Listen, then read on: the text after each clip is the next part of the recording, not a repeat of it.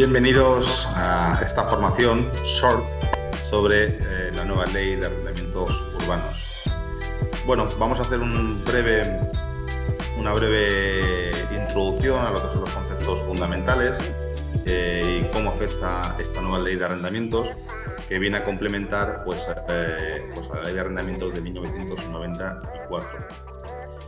Sin más dilación, pues como bien sabéis, luego tenéis la formación más larga de nuestra extranet de Mojapi, pero bueno, la idea es un vídeo más corto, donde resumamos y nos hagamos una idea de en sí o una idea pues, general de cómo afecta esta nueva ley de vivienda aprobada por el Gobierno de España y que al final lo que viene a ser es una nueva regulación del mercado inmobiliario. Fijaros, lo primero, desde un punto de vista de ver cuál es el objetivo del proyecto, tenemos que entender que hay proyectos de leyes que buscan la liberalización de un sector y hay otros que lo que buscan es encorchetarlos o comprimirlos, ¿no? Y en este caso, lo que nosotros vemos, o lo que se ve desde un punto de vista de asesor inmobiliario, es que lo primero que nos encontramos es que es un proyecto de ley, o mejor dicho, ya es ley, donde se hace un claro énfasis en la prohibición. Por ejemplo, uno de los temas que se ha escuchado muchísimo y que son las dudas mucho de las inmobiliarias es que quién paga los honorarios, ¿no? Porque dependiendo de la ciudad, dependiendo de las zonas, pues unas veces las paga el arrendador, otras veces el arrendatario y a veces a medias. La nueva ley de vivienda, en este caso, en lo que corresponde al arrendamiento de vivienda, no de uso distinto de vivienda, sino el arrendamiento de vivienda, prohíbe el pago de honorarios de intermediación a las inmobiliarias por parte de la parte arrendataria.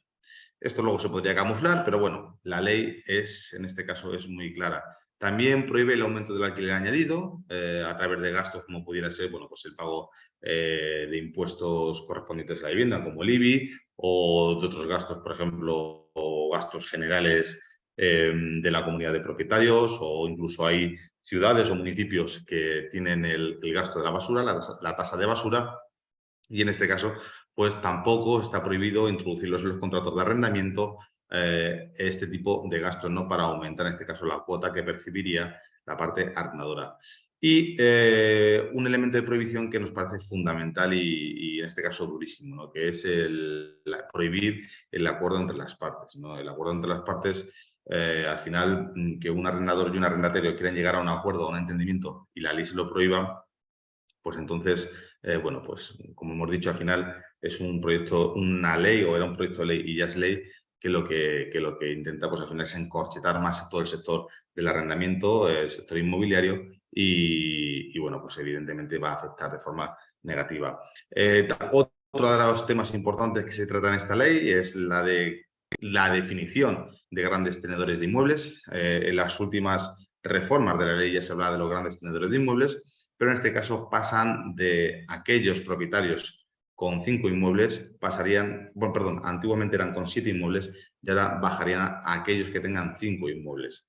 En cuanto se tengan 5 inmuebles, lo que dice la ley es que pasa a ser gran tenedor de vivienda. ¿Y esto cómo afecta a la hora contractual entre un arrendador y un arrendatario? Bueno, pues en la duración del contrato. Como bien sabéis, la ley de arrendamientos urbanos lo que hace es que da la capacidad de prórroga de los contratos de forma unilateral al arrendatario, aunque el arrendador quisiera cambiar las condiciones, no podría. Y en este caso, esa prórroga pasa de 5 a 7 años. Perdón, he dicho de 5 tenedores de 5 viviendas, no, de 10 viviendas. Con anterioridad eran 10 viviendas y ahora pasan a 5. Lo que pasa de 5 a 7 años es la prórroga de los contratos para aquellos que son grandes tenedores de inmuebles y sus arrendatarios tienen esa capacidad de prórroga hasta 7 años, ¿no? En el caso de no ser un gran tenedor de inmuebles y ser un propietario no normal al uso, en este caso se quedaría en una prórroga de hasta 5 años. Con anterioridad eran 3 años, por lo tanto, bueno, pues es lo mismo, seguir encorchetando, en este caso, lo que es la ley de arrendamientos. Otro de los puntos importantes dentro de esta ley y muy conflictivos es la definición de zonas tensionadas que, como bien sabéis, bueno, pues las competencias urbanísticas las tienen las comunidades autónomas y entonces van a ser ellas las que van a declarar o detectar si hay ciudades, áreas o barrios que se considerarían zonas tensionadas. Y se van a basar en dos cosas. Se pueden basar en dos puntos, ¿no? Con que cumpla uno de ellos ya se podría declarar zona tensionada. Por un lado, la renta, o mejor dicho, el alquiler que se pagaría de media en una ciudad con respecto a la renta. Es decir, siempre que el alquiler de un inmueble para el uso de vivienda supere el 30% de la renta media de esa ciudad, entonces en ese momento ya estaría incumpliendo, por así decirlo, la ley de arrendamientos, o mejor dicho, no es que le estuviese incumpliendo, sino que se podría declarar como zona tensionada.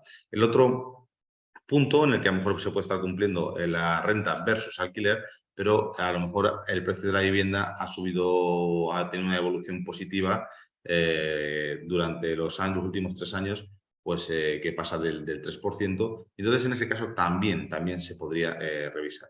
Por un lado es la renta o por otro lado la evolución del precio, incluso a veces ambas son las que van a ocasionar que se declaren zonas tensionadas, ciudades o barrios.